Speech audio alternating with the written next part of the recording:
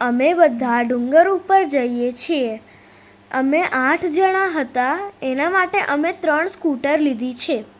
આ જુઓ સરસ મજાનું નેચર. અને પછી મારા બેનુને. આ જુઓ મારી બેનને પાંદડા વગરના ઝાડ ઉપર ચડી રહી છે અને હાથ સાફ કરી છે.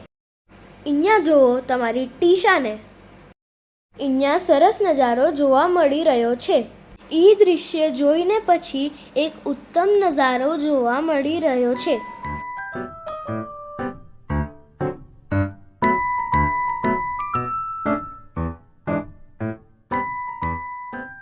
અહીંયા બહુ ઊંચા ઝાડ છે.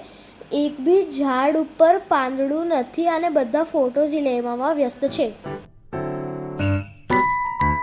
રાત થઈ ગઈ.